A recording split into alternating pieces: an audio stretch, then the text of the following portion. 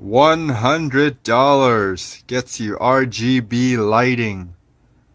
Pretty decent build quality, a switch from an unknown company, and a standard keyboard layout.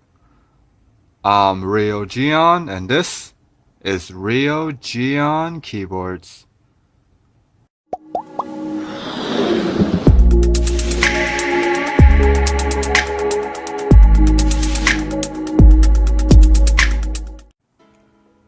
The front of the board looks clean enough, and I do like how the logo is right here instead of the usual somewhere here with all the other boards that are made in China. I don't really like how they have WASD and the arrow keys in combinations of one.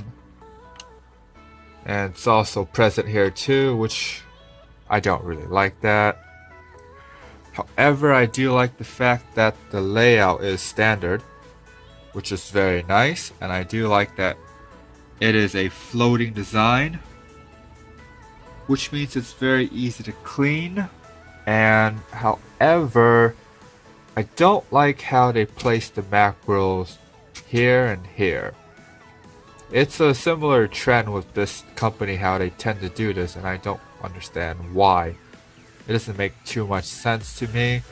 I do like how the function buttons on this side where the Windows key is, and I also like how they would still disable Windows even though the Windows key is all the way towards the right. That's interesting. And what I don't really like is that, see how the font here that's not lit through by LED, this font will wear out very easily. Or should I say the print? The print will wear out very easily.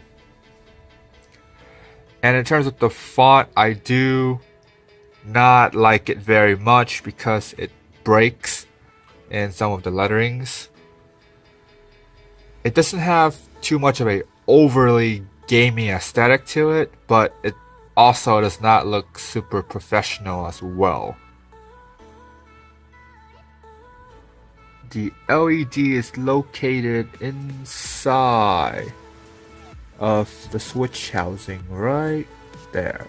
It's not like the one where Cherry does it, where the whole entire housing is being lit up.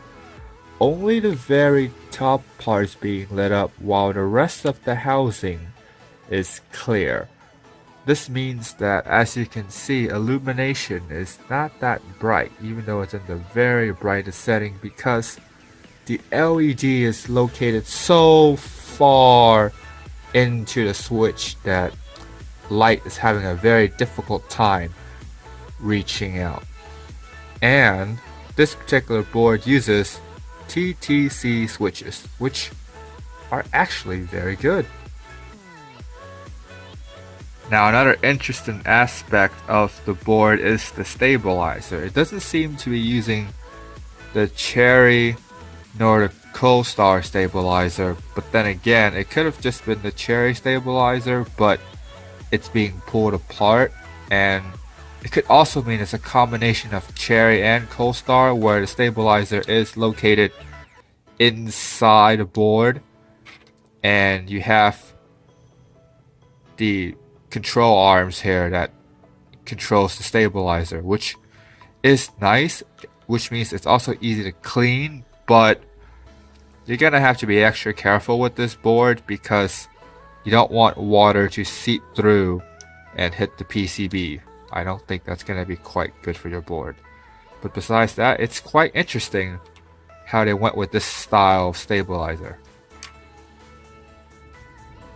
The keycap is your standard ABS, and it does have a sort of graining that can be reflected through the light, as you can see here, which feels quite well. It doesn't feel as rough on the fingers as I would initially thought, and it's also quite clean too. There's no paint smear on the keycap, which is actually very nice. And of course, it is ABS, but But then again, the price of the board is not really all that expensive considering the features that you get. When I mentioned the previous wrist rests of the previous keyboards that I review on my channel being the absolute worst, I apologize.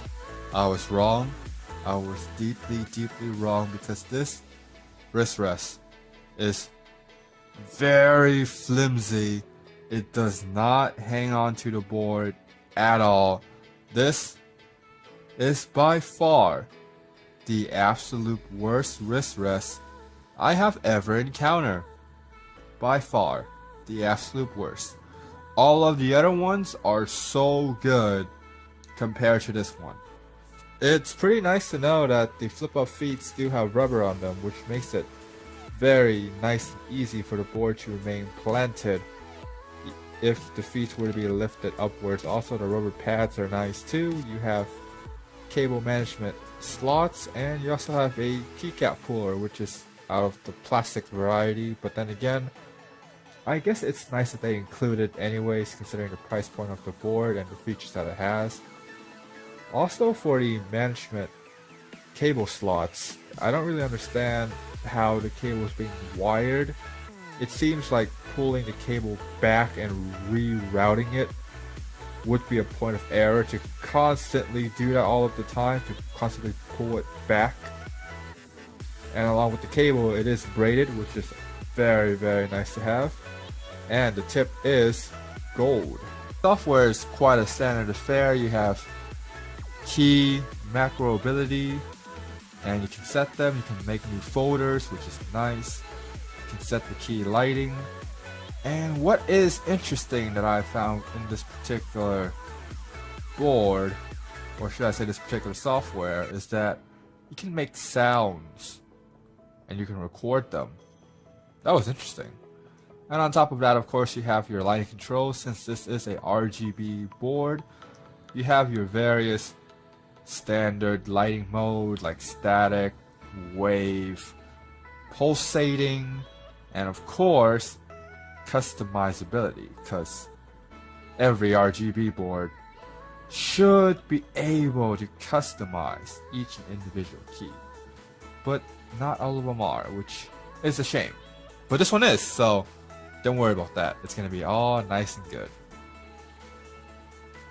For the typing experience, there are key inconsistencies everywhere, but it feels so good to type on, especially, see how the spacebar here? It's very loose feeling, it sounds very tinny, but it feels very satisfying to press. And there are keys like this particular key right here, where it feels downright linear.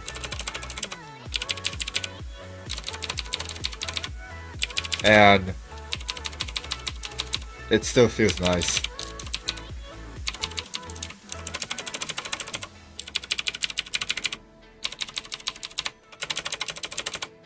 And the backspace is just downright gummy too. I guess it's based off how the stabilizer design is being made that the keys have such high chance of inconsistency.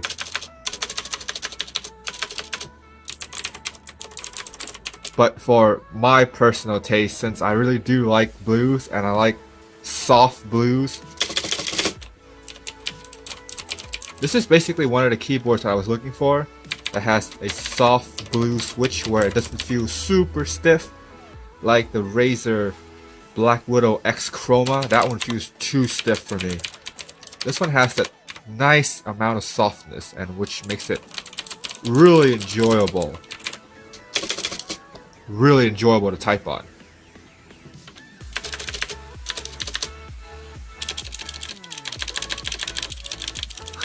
The backspace is really gummy.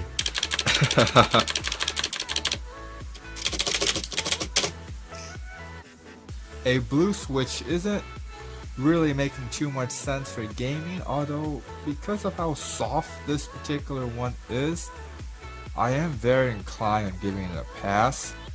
Since every single key is macroable, that it is very nice for MMO players, even though more than likely you will seek for something with a separate bank of macroable keys.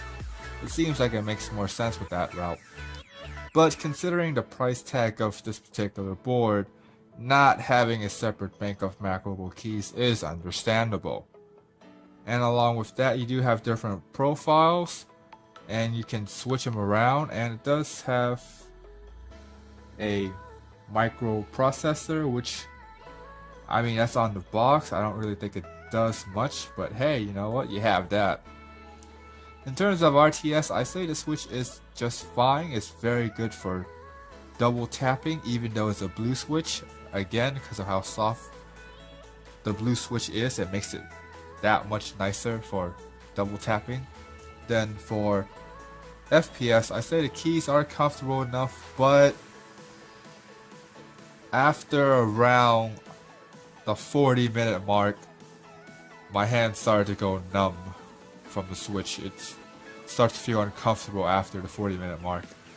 But then again, I don't game for hours on end, so that could be different. I'm gonna go with your mileage may vary, but I do type a lot on it, and as for the typing experience, I have already mentioned that before. Overall, with a price tag of $100, I say this is a pretty solid choice. Given that the Switch type is from a company that's not very well known, I don't think too many people know what TTCs are.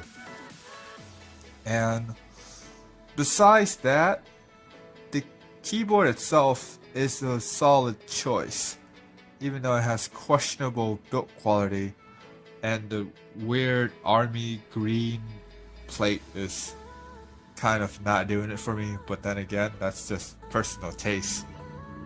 Overall, I say for $100, you can definitely do a lot worse.